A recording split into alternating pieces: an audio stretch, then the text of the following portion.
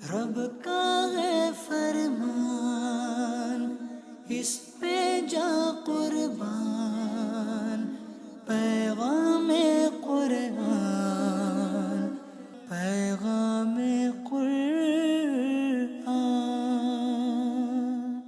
الحمدللہ رب العالمین والصلاة والسلام علی سید المرسلین، اما بعد فاعوذ باللہ من الشیطان الرجیم، بسم اللہ الرحمن الرحیم۔ الصلاة والسلام علیک یا رسول اللہ وعلی آلک واصحابک یا حبیب اللہ، الصلاة والسلام علیک یا نبی اللہ وعلی آلک واصحابک یا نور اللہ۔ میٹھے میٹھے اسلامی بھائیوں اور مدنی چینل کے ناظرین، ایک بار پھر پروگرام پیغام قرآن لے کر حاضر ہیں۔ کوشش یہی ہوتی ہے کہ ایک خوبصورت قرآن کا واقعہ اس سلسلے میں پیش کیا جائے اور اس کے ذریعے کچھ پیغام لیا جائے، اپنی زندگی میں کچھ ایسا شامل کر لیا جائے جو نور قرآن کی برکتیں ہمیں عطا کر دے۔ تو انشاءاللہ آج بھی ہم قرآن پاک کا ایک بہت ہی خوبصورت تاریخی واقعہ لے کر حاضر ہوئے ہیں، ہسٹوریکل واقعہ ہے اور کمال کا واقعہ ہے۔ اسلام کی حقانیت، اللہ تبارک و تعالیٰ کی قدرت، نبی پاک علیہ الصلوۃ والسلام کی شان، کیا اس واقعے سے ظاہر ہوتا ہے۔ دنیا میں ناظرین بڑی جنگیں ہوئی ہیں، بڑے مارکے ہوئے ہیں، بڑے مقابلے ہوئے ہیں، اور نارملی دنیا کا دستور یہ ہے کہ جیسے دشمن وار کرتا ہے یا جیسے دشمن ہتھیار استعمال کرتا ہے ویسا ہی سامنے والا بھی جوابی طور پہ استعمال کرتا ہے، یا تو ڈیفنس کے طور پہ ویسی ہی فوج سامنے لائی جاتی۔ مثال کے طور پہ اگر کسی ملک پہ ہوائی حملہ ہوتا ہے تو فضائیہ ہی جواب دیتی ہے، زمینی حملہ ہوتا ہے تو زمینی فوج ہی انٹرسیپٹ کرتی ہے، اپنے ملک کو بچانے کی کوشش کرتی ہے۔ میزائل کا مقابلہ میزائل سے، ٹینک کا مقابلہ ٹینک سے ہوتا ہے۔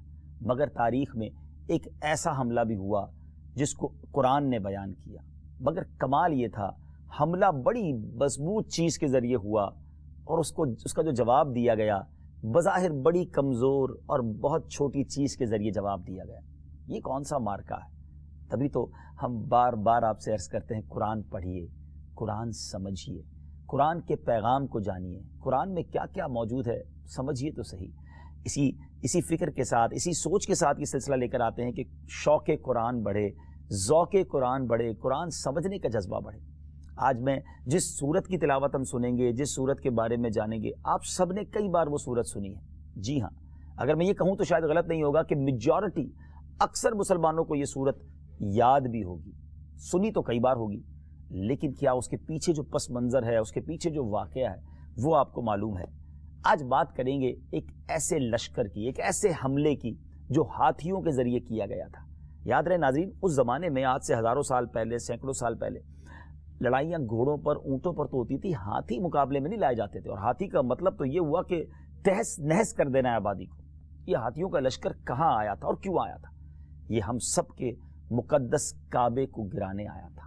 یہ ہم سب کے مرکز و منبع اور ہمارا قبلہ و کعبہ مکہ مکرمہ اور کعبہ مشرفہ کو گویا تہس نہس کرنے آیا تھا۔ پلان یہ تھا کہ مسلمانوں کے کعبے کا نام و نشان مٹا دیا جائے تاکہ یہ وہاں حج کرنے نہ جا سکیں۔ یہ کعبے کا طواف کیوں کرتے ہیں؟ اس کا پس منظر کیا ہے؟ پہلے یہ سمجھتے ہیں، پھر اس کا نتیجہ کیا نکلا اور اللہ نے اپنی قدرت کا کیسا نظارہ دکھایا وہ بھی جانیں گے۔ یاد رہے کہ یمن و حبشہ کا ایک بادشاہ تھا جس کا نام ابرہہ تھا۔ اس نے شہر صنعاء میں جا کر اپنا ایک گرجا گھر بنایا اور اس کی خواہش تھی کہ لوگ حج کرنے کی بجائے صنعاء میں آ کر اس گرجا گھر کی عبادت کریں۔ کیوں جاتے ہیں ہر سال کعبہ مشرفہ کی طرف؟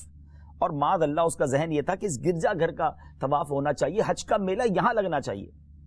عرب اور خصوصاً قریشیوں کو یہ بات بہت شاک گزری کہ یہ شخص ہمارے مکے کے بارے میں، کعبے کے بارے میں یہ سوچ رکھتا ہے۔ تو اب قریش کے قبیلہ بنو کنانہ کے ایک شخص نے بڑے غضب میں آ کر، یعنی اس کو مکے سے بڑی محبت تھی، کعبے سے بڑی محبت تھی، وہ صنعاء چلا گیا اور وہاں جو ابرہہ کا جو گرجا گھر تھا اس میں گندگی پھیلا دی اور یوں سمجھیے کہ اس کو جا کے اس نے خراب کیا اور اپنے غصے کا اظہار کیا۔ اب جب ابرہہ کو یہ معلوم ہوا کہ قریش یعنی مکہ سے آ کر کسی نے ہمارے گرجا گھر کے ساتھ ایسا کیا ہے، اس کو بڑا طیش آیا، ویسے ہی متکبر تھا۔ اس نے کہا اب میں نے کعبے کا نشان ہی مٹا دینا، نہ رہے کعبہ نہ لوگ ادھر کا حج کرے۔ اس نے کیا کیا کہ قسم اٹھا لی کہ میں نے کعبہ کو ڈھا دینا ہے، اور اب اس نے ہاتھیوں کا لشکر تیار کیا۔ ابرہہ اپنی فوج لے کر مکہ مکرمہ کے قریب پہنچ گیا۔ اب وہاں جا کر اس نے پہلا آرڈر یہ دیا کہ مکہ شریف میں جتنے لوگوں کے مویشی ہیں سب قبضہ کر لیے جائیں۔ اب کسی کے اونٹ، کسی کے گھوڑے، کسی کی بکریاں، پورے شہر کے جانور قبضہ کر لیے گئے۔ ابرہہ بڑے کر روفر کے ساتھ، اپنے وزیروں کے ساتھ، اپنے لوگوں کے ساتھ بیٹھا تھا۔ اب اس زمانے میں حضرت عبد المطلب، یہ نبی پاک علیہ الصلوۃ والسلام کے دادا ہیں، یہ مکہ مکرمہ کے یوں سمجھیے والی تھے۔ اس زمانے میں بڑی آپ کی عزت تھی، لوگوں کے سردار تھے، ان کے بھی اونٹ تھے، ان کے اونٹ بھی جو ہے وہ جانوروں کی طرح، جب جانور قبضے میں ہوئے تو ان کے اونٹ بھی قبضے میں چلے گئے۔ اب حضرت عبد المطلب جو ہے وہ ابرہہ کے پاس پہنچے، وقت طے ہوا کہ مکے کا سردار آپ سے ملنا چاہتا ہے۔ ابرہہ نے سوچا ہوگا کہ اب کمپرومائز کی بات ہوگی، معافی تلافی کی بات ہوگی، اتنا بڑا حملہ نہ کیا جائے، نیگوشیشنز ہوں گی، اس پر بات ہوگی۔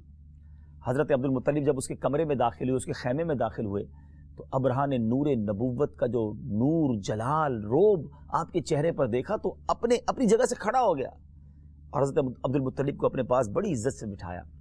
نبی پاک کا نور ان کی پیشانی سے چمکتا تھا۔ ناظرین، بڑے وجی تھے، بڑے شکیل تھے، ویری ہینڈسم، بہت خوبصورت تھے۔ اب کیا ہوا، ابرہہ نے کہا جی فرمائیں آپ کیسے آئے ہیں؟ تو حضرت عبد المطلب نے کہا کہ آپ نے ہمارے شہر میں، ہمارے علاقے میں آ کر سب کے جانور قبضہ کر لیے، میرے بھی اونٹ آپ نے پکڑ لیے ہیں، ہمارے جانور واپس لوٹا دیجیے۔ ابرہہ بڑا حیران ہوا ناظرین، وہ کہتا ہے کہ میں آپ کے مقدس شہر جس کو آپ اپنا کعبہ مانتے ہیں اس کو گرانے آیا ہوں، کعبے کو ڈھانے آیا ہوں، میرا ارادہ یہاں آپ کی ان تمام چیزوں کو تہس نہس کرنے کا ہے، اور آپ اس کے بارے میں بات نہیں کر رہے اور آپ اپنے جانوروں کے بارے میں بات کر رہے ہیں، میں تو آپ کو کچھ اور سمجھتا تھا۔ اب حضرت عبد المطلب نے ناظرین جو جواب دیا نا، وہ جواب سنہرے حروف سے آج بھی تاریخ کی کتابوں میں موجود ہے۔ آپ نے جواب دیا، اس کا کچھ مفہوم یہ تھا کہ اے ابرہہ، کعبے کا میں مالک نہیں ہوں، کعبہ میرا گھر نہیں ہے، اونٹ میرے ہیں، جانور ہمارے ہیں، وہ آپ ہمیں لوٹا دیں، جس کا گھر ہے کعبہ وہی حفاظت کر لے گا، کعبے کی حفاظت تو اسی نے کرنی ہے جس کا گھر ہے۔ ابرہہ چونکہ غیر مسلم تھا، متکبر بھی تھا، بڑا پراؤڈ تھا اسے اپنے لشکر پر، اس نے کہا ٹھیک ہے ان کے جانور واپس کر دیے جائیں، ان کو خود ہی اپنے مکے کی اور کعبے کی حفاظت کی فکر نہیں ہے، ان کے جانور انہیں واپس کر دیے جائیں۔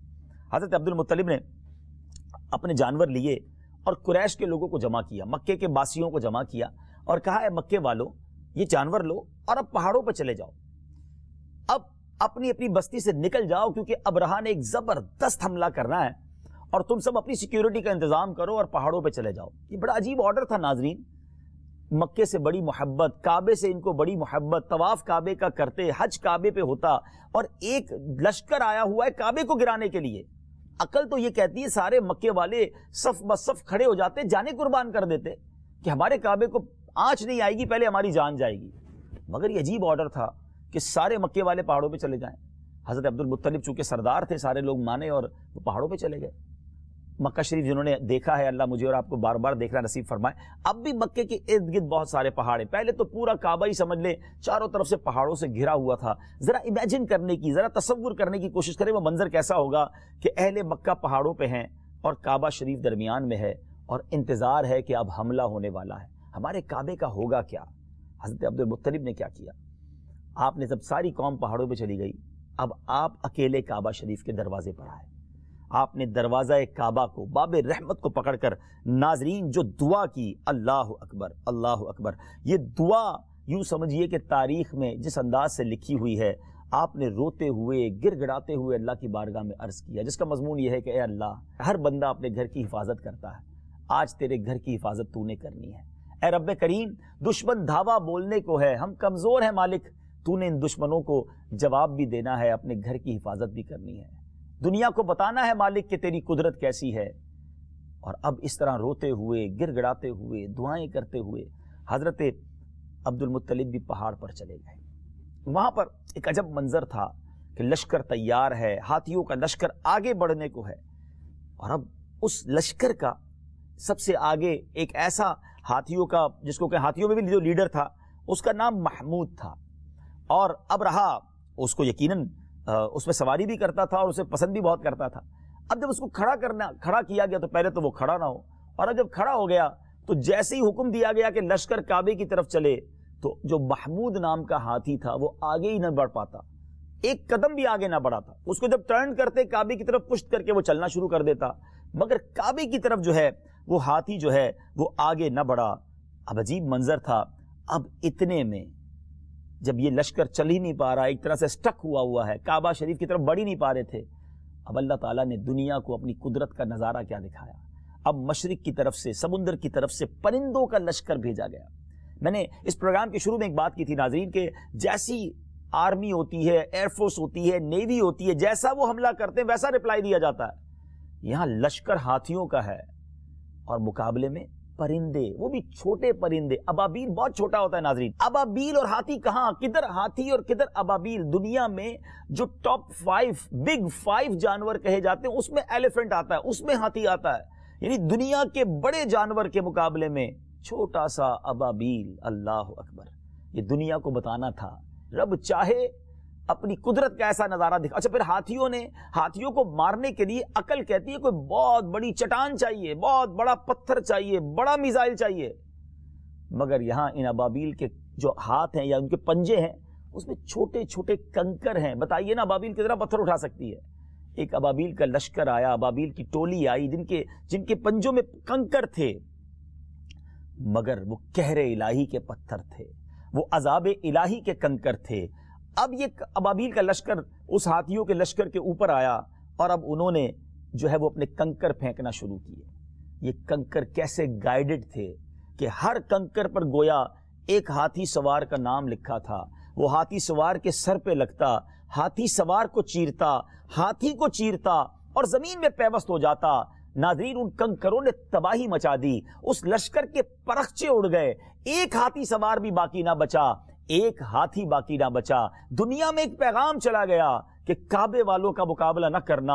ان کے جواب میں، ان کی حفاظت میں قدرت کی طرف سے ایسا جواب آتا ہے جس کا پھر کوئی جواب نہیں دے سکتا. پھر تہس نہس ہو جاتے ہیں، تباہ و برباد ہو جاتے ہیں، نام لینے والا کوئی نہیں بچتا. ناظرین ایسا حال ہوا کہ اس جو لشکر کا حال ہوا پوری دنیا میں یہ میسج چلا گیا. اور سبحان اللہ یہ عام الفیل کہا جاتا ہے. یہ واقعہ جس سال ہوا اسے ہاتھیوں والا سال کہا جاتا ہے اور نبی پاک کی آمد تھی. عام الفیل یعنی یہ جو واقعہ فیل تھا اس کے 55 دن بعد میرے آقا دنیا میں تشریف لائے. گویا دنیا کو بتانا تھا کہ کسی کی آمد ہونے والی ہے، میرا حبیب دنیا میں آنے والا ہے. کعبے کی طرف میلی نظر نہ کرنا، یہ میرا گھر ہے اور اب تو میرے حبیب کی آمد ہے جس کو میں نے ساری دنیا کا سردار بنا کے بھیجا ہے. سبحان اللہ. گویا یہ میسج تھا، آئی نئی حکومت، سکہ نیا چلے گا، عالم نے رنگ بدلا، صبح شب ولادت. ایک نیا رنگ دنیا دیکھ رہی تھی،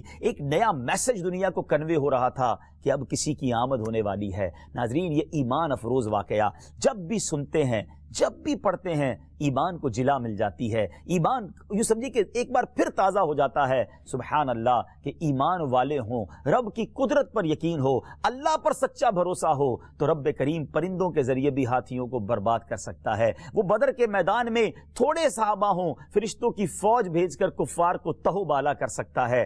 آج بھی غیبی مدد آ سکتی ہے، آج بھی اللہ کی طرف سے عطائیں آ سکتی ہیں. بس وہ دل میں ایمان وہ ریکوائرڈ ہے، وہ جذبہ ریکوائرڈ ہے، اللہ سے وہ محبت اور اللہ پر وہ بھروسہ ضروری ہے. ناظرین یہ واقعہ قرآن کی کس سورت میں ہے؟ اس سورت کا نام ہی سورہ فیل ہے. یہ ہاتھیوں والی سورت کہلاتی ہے.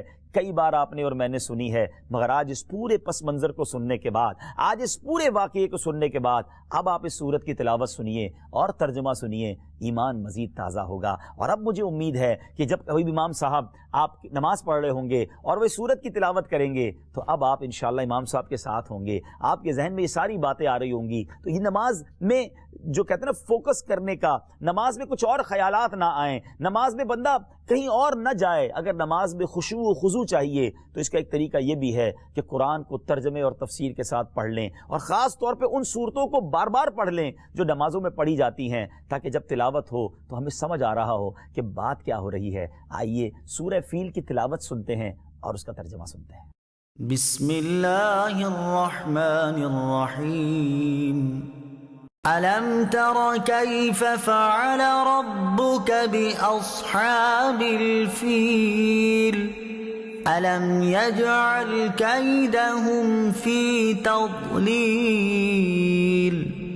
وَأَرْسَلَ عَلَيْهِمْ طَيْرًا أَبَابِيلَ تَرْمِيهِمْ بِحِجَارَةٍ مِّن سِجِّيلٍ فجعلهم كعصف مأكول۔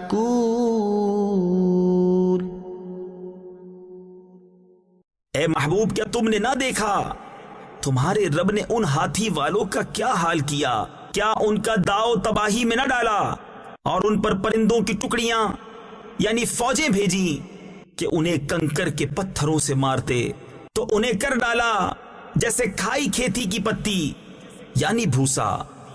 ناظرین یہاں پر ایک اور عشق والی بات بھی بتاتا چلوں۔ آپ نے قرآن پاک کے اس سورت کی تلاوت سنی، ترجمہ سنا، ذرا ایک عشق والی بات کیا ہے؟ ترجمے میں ایک بات آپ نے سنی ہوگی، الم تر کیف فعل ربک باصحاب الفیل۔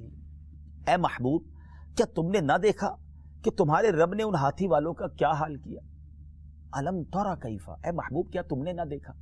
ناظرین سوال یہ ہے کہ نبی پاک علیہ الصلوۃ والسلام تو دنیا میں آئے نہیں تھے۔ پیارے آقا علیہ الصلوۃ والسلام کی ولادت تو اس واقعے کے 55 دن بعد ہوئی ہے اور یہ تمام تاریخی کتابوں میں موجود ہے۔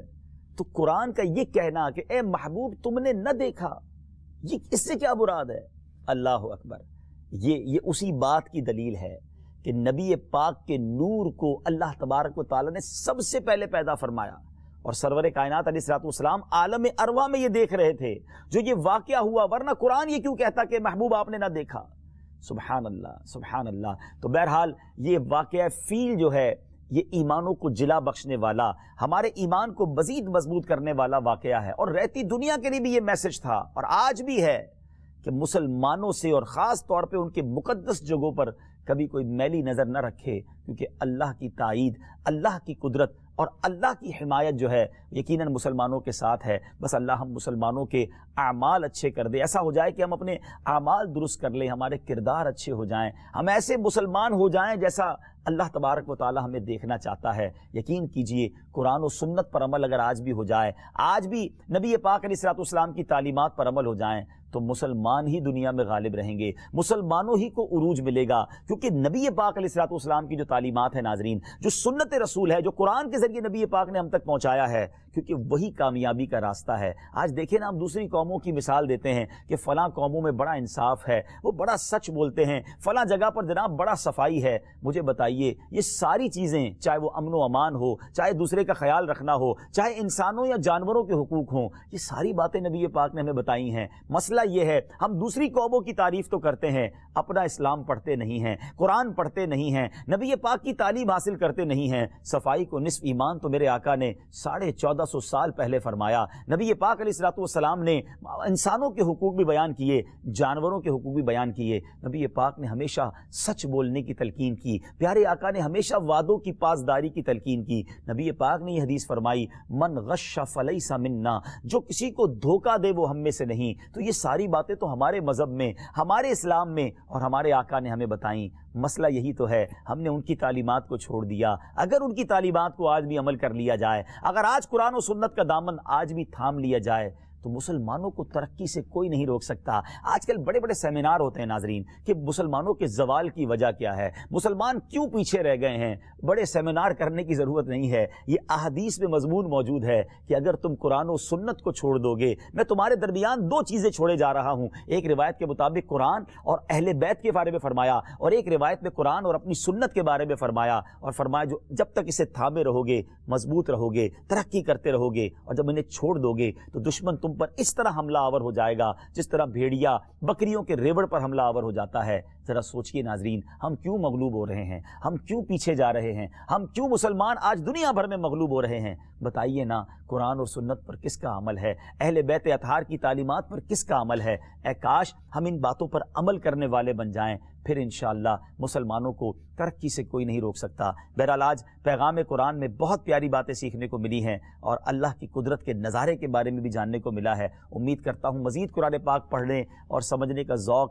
اپنے اندر پیدا کریں گے۔ اب چلتے ہیں، ہمارے اسی پروگرام میں ایک سیگمنٹ ہوتا ہے جس کا نام ہے تعارف قرآن، اور آج تعارف قرآن میں انشاءاللہ عز و جل ہم سورہ فیل ہی کا تعارف سنیں گے کہ جس میں اللہ تبارک و تعالیٰ نے یہ واقعہ بیان کیا۔ اس سورت کے بارے میں کچھ جانتے ہیں۔ آئیے چلتے ہیں سیگمنٹ تعارف قرآن کی طرف۔ پیغام قرآن۔ ناظرین اب وقت ہوا ہے قرآن پاک کی سورہ فیل کا تعارف جاننے کا۔ سورہ فیل مکہ مکرمہ میں نازل ہوئی. یہ مکی صورت ہے. رکوع اور آیات کی تعداد, اس صورت میں 1 رکوع اور 5 آیتیں ہیں. فیل نام رکھنے کی وجہ, عربی میں ہاتھی کو فیل کہتے ہیں, اور اس صورت کی پہلی آیت میں ہاتھی والوں کا واقعہ بیان کیا گیا ہے. اس مناسبت سے اسے سورہ فیل کہتے ہیں. سورہ فیل کے مضامین کیا ہیں؟ اس صورت میں یمن کے بادشاہ ابرہا کا واقعہ بیان کیا گیا, اور اس نے اپنی قوت اور مال پر بھروسہ کرتے ہوئے خانہ کعبہ پر حملہ کیا, تو اس کی فوج پر اللہ تعالیٰ نے چھوٹے چھوٹے پرندے بھیجے جنہوں نے ان پر کنکر برسائے اور انہیں جانوروں کے کھائے ہوئے بھوسے کی طرح بنا دیا, پرخچے اڑا دیے. کیا بات ہے. سورہ ہمزہ کے ساتھ مناسبت, سورہ فیل سے پہلے جو سورت ہے سورہ ہمزہ, اس کی اور سورہ فیل کے ساتھ مناسبت کیا ہے, ریلیشن کیا ہے؟ تو بتایا گیا کہ منہ پر عیب نکالنے والے اور پیٹھ پیچھے برائی کرنے والے کافروں نے جو مال جمع کیا تھا وہ انہیں اللہ تعالیٰ کے عذاب سے نہ بچا سکے گا. اور اس صورت میں اس پر دلیل قائم کرتے ہوئے فرمایا گیا کہ ابرہا جو کہ مال و دولت, طاقت و قوت اور جاہ و حشمت میں کفار مکہ سے بڑھ کر تھا, جب وہ کعبہ مشرفہ پر حملہ آور ہوا تو اللہ تعالیٰ نے کمزور اور چھوٹے چھوٹے پرندوں کے ذریعے اسے ہلاک کر دیا, اور ان کا مال, تعداد اور قوت انہیں اللہ تعالیٰ کے عذاب سے نہ بچا سکی. تو ناظرین, یہ سورہ فیل کا تعارف تھا. امید کرتا ہوں قرآن پاک پڑھنے کا, سمجھنے کا جذبہ مزید بڑھے گا. اللہ پاک میرے اور آپ کے سینوں کو نور قرآن سے منور فرمائے. مدنی چینل دیکھتے رہیے. اگلے سلسلے میں ایک اور پیغام, ایک اور واقعہ, ایک اور میسج لے کر حاضر ہوں گے. صلو علی الحبیب صلی اللہ تعالی علی محمد صلی اللہ علیہ وسلم. رب کا ہے فرمان, اس پہ جان